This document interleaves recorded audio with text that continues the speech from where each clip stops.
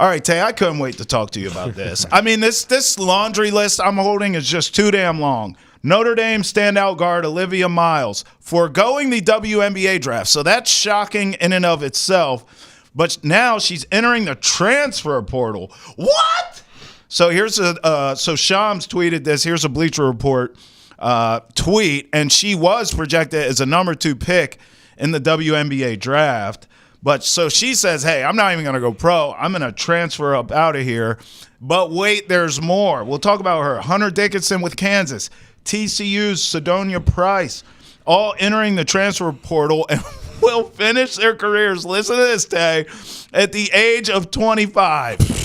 What is going on, bro? Hunter Dickinson, I covered him in high school.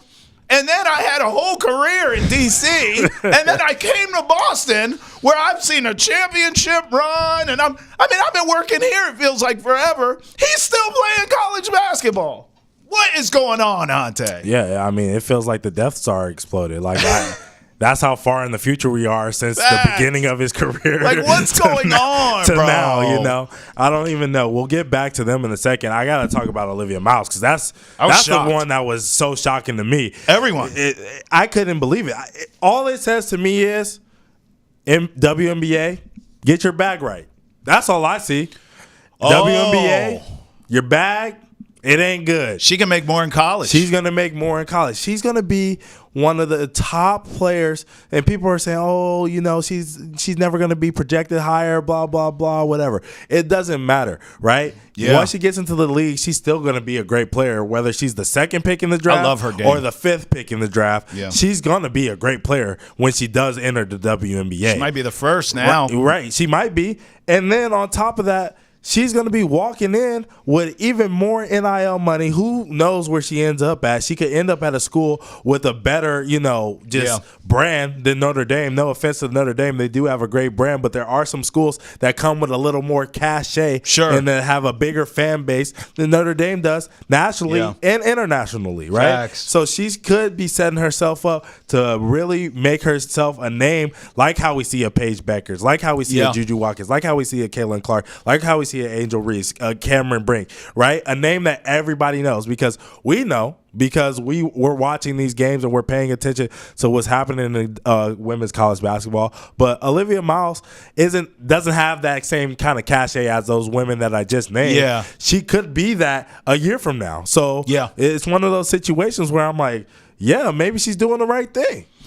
I guess. It's just crazy to me. Hey, you know what? To be honest, if I'm USC, I'm going to figure it out because we got to get Juju back healthy. I'm going to get this player. You know you got the funds to do it. Right. But look, in the end, I do think, and maybe this makes me sound like an old head, so be it, old man who yells at clouds. I'm going to yell at him because I think the NIL and the transfer portal is great. Yeah. However, there needs to be guardrails.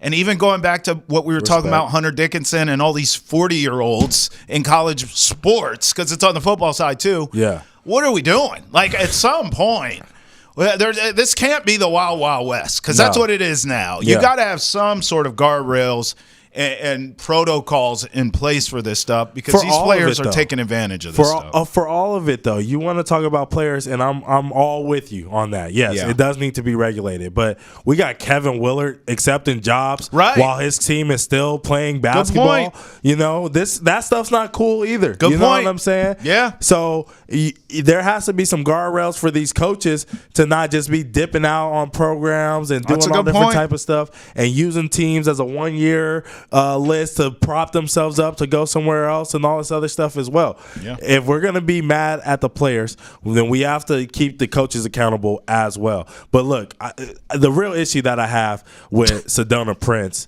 and Hunter Dickinson is, bro, you guys are 25, going to be 25 years old at the end of the season, at the end of your college career like Travis told us. Bro, I was a guy who redshirted in college. I played college basketball at 23. Right. And do you know how old I felt walking around a college campus? I got my teammates telling me about an 18-year-old girl and their friends telling me about an 18-year-old boy. You're and like, I'm looking at them like a grandpa and being like, yo, why are y'all talking about that? Right. Like, what does that even matter, right? Right. You know, still running through the same conditioning program, still seeing the same coaches, same teammates, dapping up the same people, eating the same lunch meals. Like, at some point, bro, you have to say, all right, college has been great for me. It's been great. The NIL bag, I understand. That's why it's coming back, whatever. But I got to go and be an adult and do some adult things. Absolutely. I was ready to – I was like, senior year, I was like, man, I can't wait to be outside and do a regular job and, you know, or continue to play basketball, whatever. I was ready to be out of college basketball as a whole, right? So if you're going to sit there as a 25-year-old and say, hey, I got to compete against people who are 7 years older, 7. Right. These kids weren't even in middle school. That's right. Who they're going to be competing Isn't that crazy? against. They weren't even in middle school when these guys left high school. That's right. It's insane. There needs to be some regulations about it. Yeah, I completely agree. Thanks for sharing that personal insight, too. That's why you're so great on this show.